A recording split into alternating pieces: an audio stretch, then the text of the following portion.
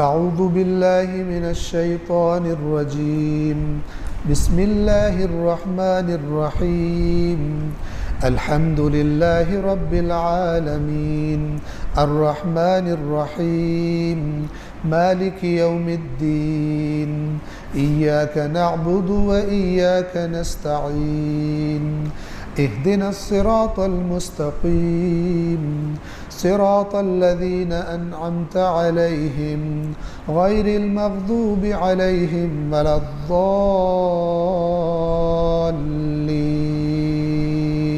सूरतुल फातिहा के तर्जुमे से आगाज़ करते हैं। बिनाम खुदाए रहमान रहीम। अल्लाह ने इस आया में यानी बिस्मिल्लाहिर्रहमानिर्रहीम में पहले अल्लाह का लफ्ज़ ज़िक्र किया।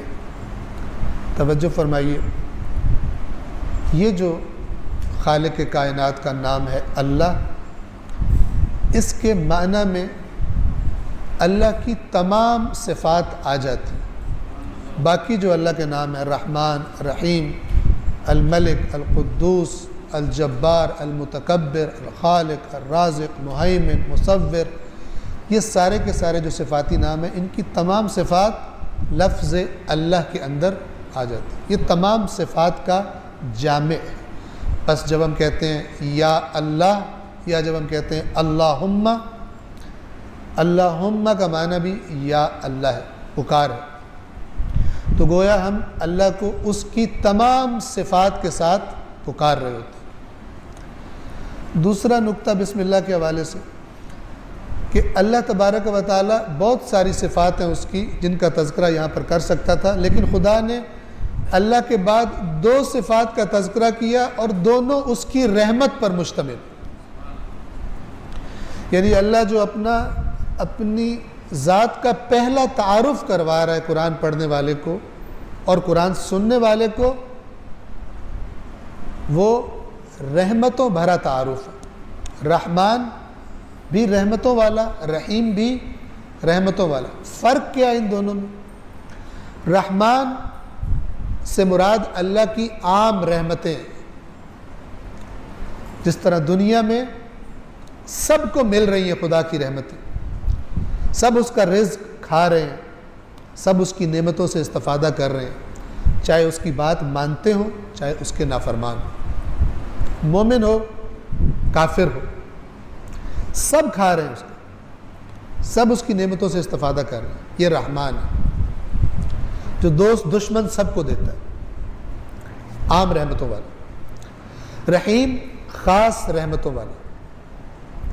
रहीम की रहमतें उनके लिए हैं जो अपनी मर्ज़ी से, अपने इरादे से अल्लाह की तरफ जाना चाहते हैं, उसकी तरफ तवज्जो करते हैं। उनको अल्लाह जो रहमतें अता करता है वो अपने नाफरमानों और दुश्मनों को अता नहीं करता। बस रहीम खसूसी रहमत। इसको आप वो तौफ़ीक का नाम भी दे सकते हैं कि जो हम देखते हैं कि इसको अल्लाह ने बड़ी अच्छी कामों की तौफ़ीक दी। ये तौफ़ीक किसे मिलती है? जो तलब करता है अल्लाह से। एक हरकत बंदे की तरफ से होती है, एक हरकत परवरदिगार की तरफ से होती है। अगर इंसान खुद न चाहे तो अल्लाह ये खसूसी रहमतें उस बंदे को नहीं देता। अमूमी रहमतें सबके लिए। मसलन दुनिया का माल वो अपने दोस्त को भी देता है, अपने दुश्मन को भी देता है। दुनिया के माल का ज़्यादा होना अलामत नहीं है कि खुदा राज़ी है, क्योंकि कुरान ने हमें बताया कारून से खुदा राज़ी नहीं था। कारून भरा हुआ था माल दुनिया से, लेकिन कुरान ने क्या बताया? खुदा का दुश्मन था, खुदा ने उसको माल समेत गर्क कर दिया। बस अगर जानना चाहते हैं कि किससे खुदा राज़ी है तो अपने क्राइटेरिया से ना देखें, कुरान के नूर से देखें कि खुदा मुझसे राज़ी है या नहीं। हो सकता है मेरे पास दुनिया का कुछ ना हो, दुनियादार समझ रहे हो कि इस पर खुदा का अजाब है, जबकि मेरा खुदा मुझसे राज़ी हो। और हो सकता है मेरे पास माल दुनिया की फरावानी हो और लोग समझ रहे हो कितना अल्लाह का करम है इस पर, और मेरा खुदा मुझ पर गज़बनाक और माल की फरावानी से मेरा घेराव कर रहा हो ताकि मुझे जहन्नम में डाल दे। ये कुरान ने सारी बातें बताई। बस अल्लाह ने तारुफ करवाया रहमान रहीम दोनों रहमतों वाले नाम हैं, लेकिन रहमान की रहमत आम, रहीम की रहमत ख़ास। इसी में पैगाम है कि ये दुनिया में जो तुम्हें चीज़ें मिली हैं ये तुम्हें गाफिल ना कर दे। रहमान की रहमत तुम्हें गाफिल ना कर दे, रहीम की रहमत हासिल करने की कोशिश करो। ये अनकरीब ख़त्म होने वाली है।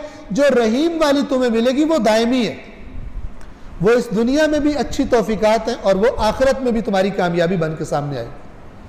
लेकिन वो चीज़ें जो रहमान तुम्हें दे रहा है वो तुम क़यामत के दिन देखोगे बहुत सारों से छीन लेगा और उनको नाफरमानी की वजह से अजाब देगा।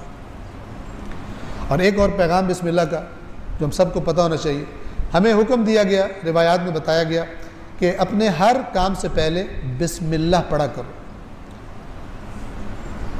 तो चूँकि अल्लाह को फ़ना नहीं है, जिस काम को अल्लाह के नाम से मंसूब कर दोगे वो भी लाजवाल, उसकी बरक़ात भी लाजवाल हो जाएंगी, वो भी दायमी हो जाएगी। दुनिया में भी फ़ायदे लोगे और आखिरत में भी उसके फ़ायदे लोगे, चूँकि तुमने अल्लाह से मंसूब कर दिया। क्योंकि अल्लाह को ज़वाल नहीं, उससे मंसूब हो जाने वाली चीज़ को भी ज़वाल नहीं, उसकी बरक़ात तुम्हारे लिए महफूज कर लीजिए। एक दूसरी बात, जिस शख्स को मालूम है इस जुमले का तर्जुमा और वो अपने हर काम को बिस्मिल्लाह से आगाज़ करने का पाबंद कर ले, खुद ब खुद अल्लाह की नाफरमानियाँ छोड़ने पर मजबूर हो जाएगा।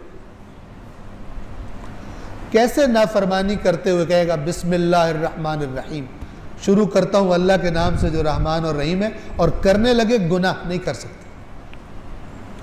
तो ये भी बिस्मिल्लाह की तासीर। सलवात पढ़िए मोहम्मद वाला।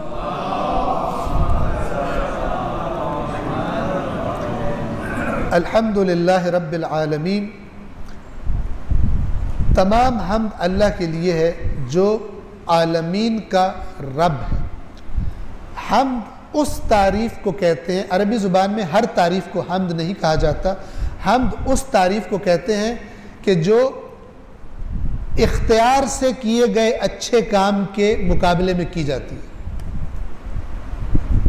यानी सामने वाले ने अपने इख्तियार से कोई अच्छा काम किया, न कि किसी मजबूरी से, न कि किसी लालच से, न कि किसी डर से, अपने इख्तियार से अच्छा काम किया। इसके मुकाबले में जो उसकी मदह की जाती है, जो उसकी सना की जाती है, उसको अरबी ज़ुबान में हम्द कहते हैं। और चूँकि अल्लाह का हर काम उसके इख्तियार से होता है, लिहाजा फरमाया तमाम हम्द अल्लाह के लिए। कोई कहे तमाम हम्द अल्लाह के लिए क्यों, दूसरों के लिए क्यों नहीं? तो उसका जवाब दिया इसलिए कि तमाम को पालने वाला वही है। इस सारी कायनात की एक एक मखलूक को बनाने वाला और बना के बाद पालने वाला कौन है? अल्लाह वहदहू ला शरीक लह। गोया अल्हम्दुलिल्लाह एक दावा था, किसी से कोई पूछे क्यों सारी हम्द अल्लाह की, दलील दे दी, रब्बिल आलमीन, इस तमाम कायनात का, तमाम का पालने वाला, हर एक मखलूक का पालने वाला कौन है? रब कौन है? अल्लाह। लिहाजा जो पाल रहा है तारीफ भी उसी की जाएगी। अच्छा, जो चीज़ें वास्ता है, मसलन माँ बाप बच्चे को पाल रहे हैं, खुद मोहताज है, कहीं से लेते हैं, और अगर वो रब हकीकी उनको मोहताज कर दे, उनकी ताकत छीन ले, आँख छीन ले, हाथ छीन ले, पैर छीन ले, छीन सकते, कुछ भी नहीं कर सकते। कितने माँ बाप ऐसे हैं कि जो बच्चे को 2 वक्त की रोटी भी नहीं खिला सकते। इसी तरह जो भी वास्ता है खुदावंद आलम की रहमत और उसके, मसलन रिज़्क़ के हम तक पहुँचने का, किसी दफ्तर में हम नौकरी कर रहे हैं, खेती बाड़ी कर रहे हैं, गल्ला उगा रहे हैं, अगर हम गौर करें हर चीज़ के पीछे असल ताकत अल्लाह है। आप बीज बो सकते हैं, बीज उगा नहीं सकते। लिहाजा कुरान ने फरमाया इन्नल्लाह फालिकुल हब्ब, अल्लाह है दाने का फाड़ने वाला। तुम दाना नहीं फाड़ सकते, तुम फाड़ दो खराब कर सकते हो, लेकिन फाड़ के पौधा उगाने वाला, ये ताकत अल्लाह के पास है।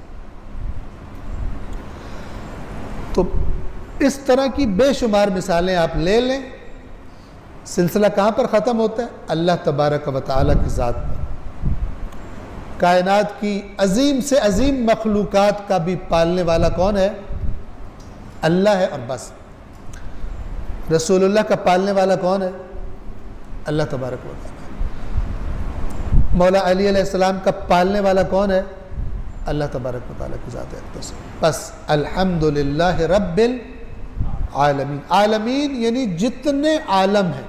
ये आलम का मतलब क्या होता है? जिसकी जमा आलमीन है, आलिम नहीं, आलिम यानी जानने वाला। आलम, आलम आपको सादा लफ्ज़ों में बताऊं, उर्दू में जैसे हम कहते हैं आलम इंसान, यानी जिसमें सब इंसान शामिल हो जाएंगे। आलम हैवान, आलम नबातात, आलम जमादात, आलम मलाइक, ये जितने भी आलम तसव्वुर किए जा सकते हैं, तो अल्लाह ने जमा का लफ्ज़ लाया और फरमाया कि सब का पालने वाला।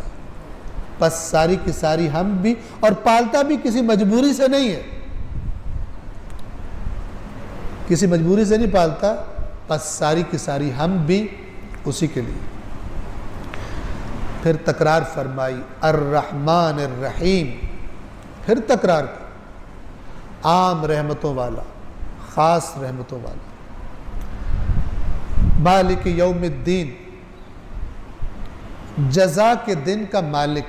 दीन के दो माना होते हैं। एक माना जैसे दीन इस्लाम हम कहते हैं, दीन का वो माना क्या है? कवानीन का मजमुआ, जिसके साए में आपने ज़िंदगी गुजारनी, उसको दीन कहते हैं।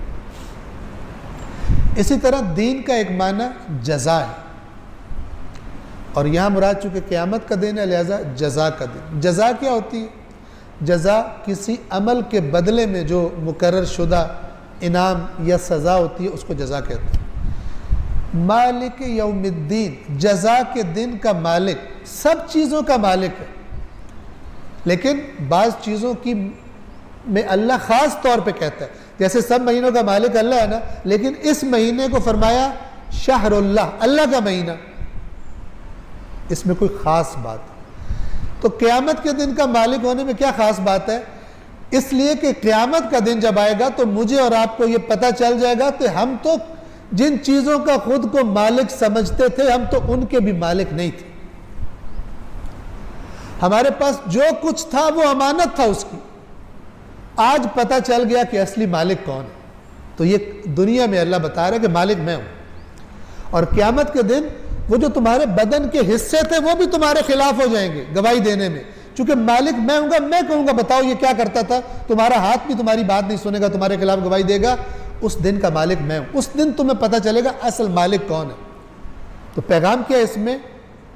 कुरान पढ़ने और सुनने वाले के लिए क्या पैगाम है कि जब असली मालिक वो है और कल ये पता चलने वाला है हमको, तो जब अल्लाह ने बता दिया तो आज ही पता चल जाए असली मालिक वो है, तो फिर इंसान के पास जो कुछ है इंसान जान ले कि उसकी अमानत है। तो जिसकी अमानत है उसकी नाराज़गी के रास्ते में उसकी चीज़ों को इस्तेमाल न करें। ये मालिक यौमिद्दीन का एक पैगाम। और सबसे बड़ा पैगाम क्या है कि तुम्हें ऐसे ही पैदा नहीं किया गया, एक दिन आने वाला है कि जिसको तुमने अपनी ज़िंदगी का हिसाब किताब अल्लाह की बारगाह में हाजिर होकर पेश करना। इय्याका नअबुदु व इय्याका नस्तईन, हम सिर्फ तेरी इबादत करते हैं।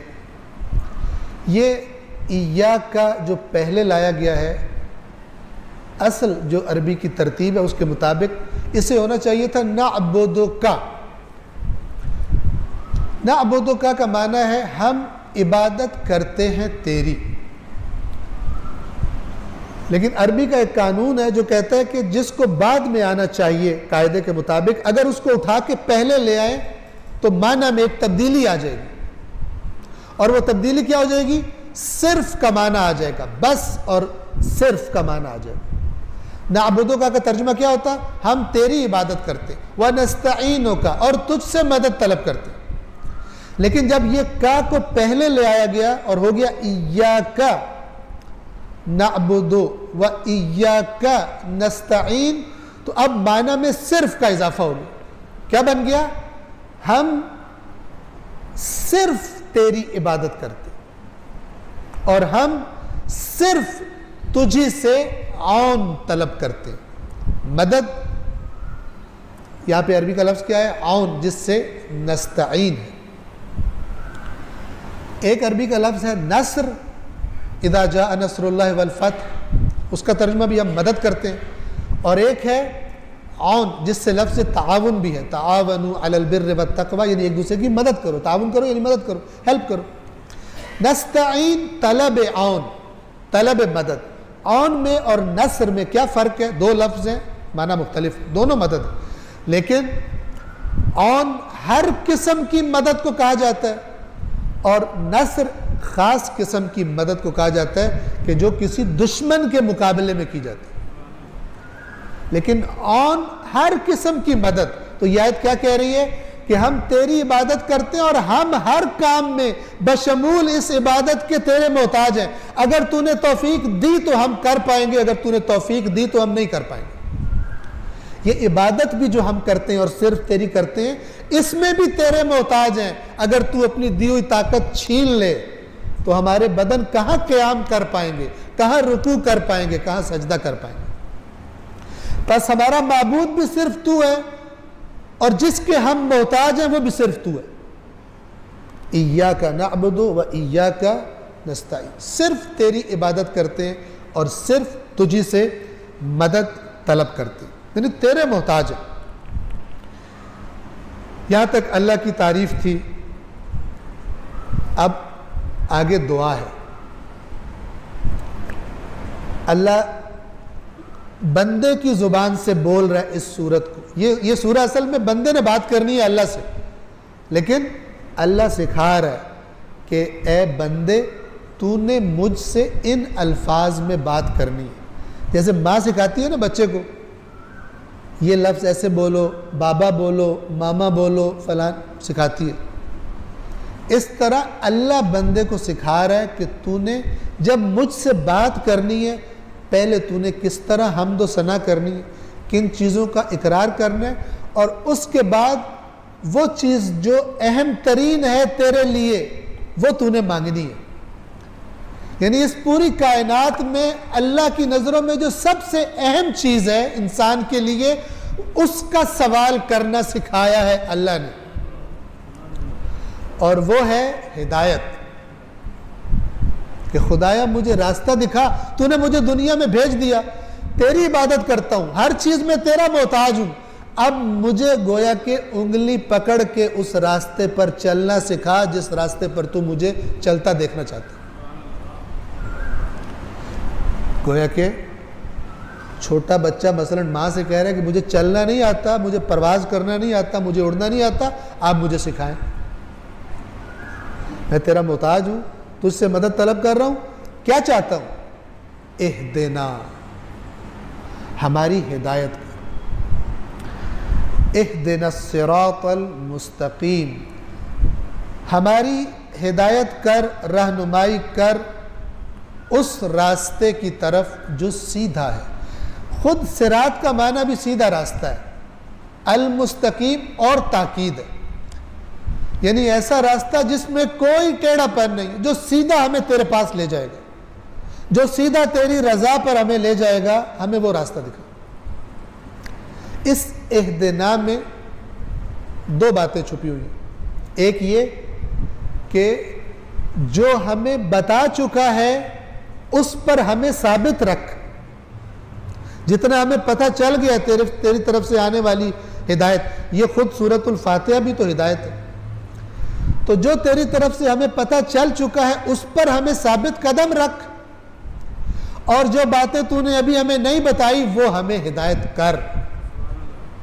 तो कुरान ने फरमाया, अल्लाह ने अपने नबी को हुक्म क्या दिया? वकुल रब ज़िदनी इल्मन, रसूलुल्लाह को क्या फरमाया गया? ए रसूल, अपने रब से दुआ मांग कि ए मेरे रब, ए मेरे अल्लाह, मेरे इल्म में इजाफा फरमा। इसलिए कि आलम कुल कौन है? जिसके इल्म में से कोई चीज़ बाहर नहीं है, वो फ़कत और फ़कत अल्लाह तबारक व तआला की ज़ात है। बाकी जिसके पास जितना है उसकी अता है, जितना चाहे दे दे, जब चाहे वापस ले ले, वो साहिब इख्तियार है। बस इहदिना जो दिखा चुका है उस पर साबित रख, और इहदिना के अंदर ही दूसरी बात क्या है? जो अभी तक नहीं हमें पता चला वो रास्ता हमें दिखा। अभी हम मंजिल पे पहुंचे नहीं हैं, अभी बहुत कुछ है जिसके बारे में हमारे अंदर जहालत है, हमें वो रास्ता दिखा, वो चीज़ें हमें बता। और वो है अस्सिरातल मुस्तकीम, ऐसा रास्ता, ऐसी बातें कि जिनकी रोशनी में हम सीधा चलें उस तरफ जिस तरफ तू हमें चलाना चाहता है। फौरन एक और चीज़ का तज़किरा किया, तवज्जो फरमाए कि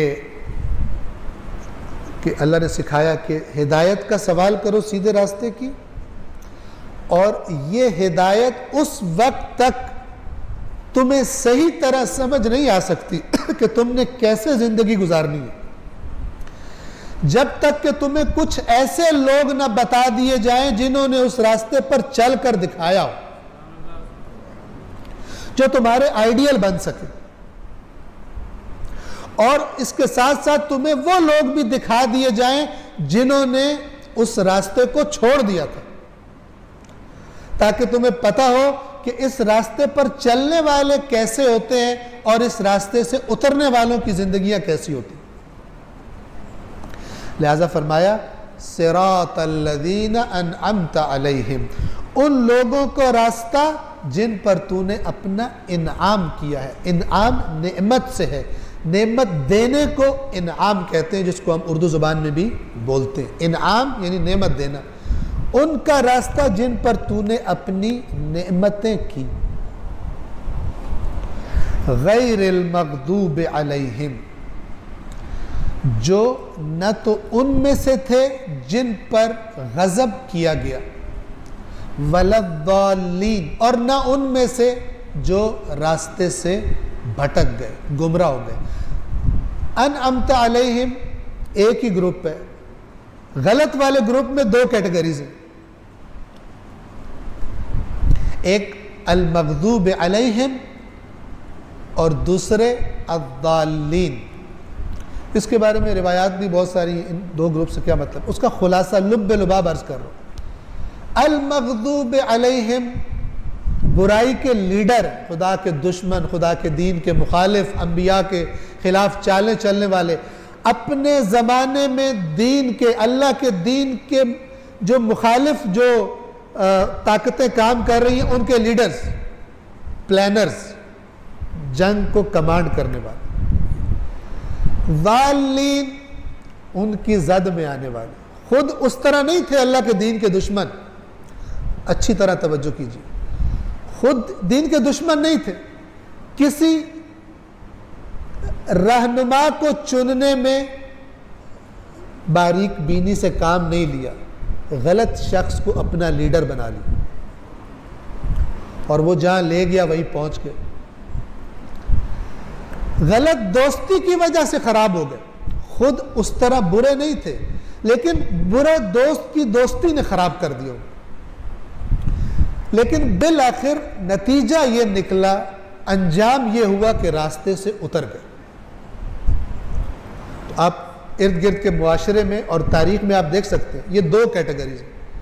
एक वो जो बड़े दुश्मन, जिन्होंने मुखालफत की, जंगें की, प्रोपेगेंडे किए, अल्लाह के नबियों के ख़िलाफ़, अल्लाह के औलिया के ख़िलाफ़, अहले बैत अतहार के ख़िलाफ़ प्रोपेगेंडे किए। और एक वो तबका था जो जद में आ गया। और यहाँ पर कहे बगैर मुझे आगे नहीं जाना चाहिए कि जब हम कहते हैं सिरातल्लज़ीना अनअमता अलैहिम, यानी जिन पर अल्लाह का इनाम हुआ, इसके बारे में दो नुक्ते ज़रूरी है कि मैं अर्ज़ करूँ। पहला नुक्ता, दो चीज़ें मांगी गई, सिरात मुस्तकीम और उनका रास्ता जिन पर इनाम हुआ। अल्लाह के नबी ने हदीस सकलैन में दोनों को बयान कर दिया कि मैं तुम्हारे दरमियान सिरात मुस्तकीम जो ये कुरान है ये छोड़ के जा रहा हूं, और अल्लज़ीना अनअमता अलैहिम, मेरे बाद ये मेरे अहले बैत है, ये छोड़ के जा रहा हूं। और जो इस दोनों के रास्ते पर नहीं है, या अल मग़दूब अलैहिम है या अद्दालीन, जिसका रास्ता कुरान से और अहले बैत से जुदा है। ये फार्मूला है। अगर हमें कुरान दे दिया जाता लेकिन सीरत रसूल हमारे सामने ना होती तो पता नहीं क्या हालत होती। लिहाजा अल्लाह ने ये दुआ मांगनी हमें सिखाई, हिदायत तलब करो मुझसे। और यहाँ पर जो अच्छा नुक्ता है वो ये है, मतलब सारे नुकात अच्छे हैं, एक बेहतरीन नुक्ता ये है कि बंदे ने अल्लाह से दुआ मांगी और अल्लाह ने कबूल करके फरमाया कि तूने हिदायत तलब की है, अब ये सूरह बकरा से लेकर सूरह नास तक सारी की सारी हिदायत, यानी ये दुआ तेरी मुस्तजाब है, हमने हिदायत तेरी कर दी। सूरतुल फातिहा को फातिहा कहते इसलिए खोलने वाली, यानी कुरान मजीद का आगाज करने वाली, और इस सूरह को कुरान के आगाज में खुद रसूलुल्लाह ने रखवाया था, इसीलिए इसको फातिहतुल किताब कहते हैं। तवज्जो फरमा रहे। और एक आखिरी नुक्ता सूरतुल फातिहा के हवाले से, इसी अनअमता अलैहिम, कि जिन पर तूने इनाम किया वो अंबिया हैं, रसूलुल्लाह है, मसलन अहले बैत है, और अल्लाह के रसूल के की हिमायत करने वाले, दीन के लिए कुर्बानियां देने वाले अल्लाह के रसूल के सच्चे असहाब हैं, उनका रास्ता है ये। अब आप देखें रसूलुल्लाह की जिंदगी देखें, अगर हम कहें कि तमाम मखलूकात में से सबसे ज्यादा नेमतें अल्लाह ने किसको दी थी, हम कहेंगे रसूलुल्लाह को। लेकिन रसूलुल्लाह के पास दुनिया का माल कितना ज्यादा था। और उसके बाद अहले बैत की जिंदगियां देख लें, मौला अली की ज़िंदगी देख लें, इमाम हसन इमाम हुसैन अलैहिस्सलाम की ज़िंदगी देख लें, ठीक है, उनकी ज़िंदगी आप देख लें। जो ये समझता है कि नेमत से मुराद दुनिया का माल है, उसको कुरान यही से रिजेक्ट कर दे कि देख लो जो मेरे सबसे प्यारे लोग हैं उनकी ज़िंदगियां मालदारों वाली ज़िंदगियां हैं या उनकी ज़िंदगियां फ़क्र वाली ज़िंदगी। इसका माना यह नहीं है कि माल होना ठीक नहीं है, इसका मतलब यह है कि माल को यह ना समझो कि क्योंकि माल है बस लाजमी बात है कि अल्लाह मुझ पर खुश है, इस धोखे में मत आना। हाँ, माल अगर खुदा से करीब लेके जा रहा है तो बहुत अच्छी चीज़ है, अगर दूर लेके चला गया और लेके जा रहा है तो बहुत ख़तरनाक चीज़ है। लेकिन अनअमता अलैहिम की लिस्ट में जो टॉप पर लोग हैं उनके पास माल दुनिया से उनकी तारीफ नहीं की जा सकती कि इमाम हुसैन अलैहिस्सलाम के पास इतना सोना था, इतनी चांदी थी, अनअमता अलैहिम, इसलिए अल्लाह ने उन पर नेमतें की हुई थी। लिहाजा इमाम के पास सोने के ढेर थे, वैसे तो चाहते पत्थर को सोना बना दे, लेकिन ज़िंदगी उनकी, इमाम अली की ज़िंदगी, इमाम का खाना पीना, ज़िंदगी की सादगी, जनाब सैयदा की ज़िंदगी, ठीक है, उनकी जब तारीफ़ की जाती है तो इस तरह तारीफ़ नहीं की जाती कि वो जब निकलते थे तो उनके साथ उनके नौकरों ने सोने चांदी के जेवरात उठाए होते थे और दिरहम और दीनार उठाए होते थे, इतने मालदार थे। और लोग कहें वाह वाह। दुनियादार के लिए तारीफ़ हो सकती है, कुरान वाले के लिए तारीफ़ नहीं हो सकती।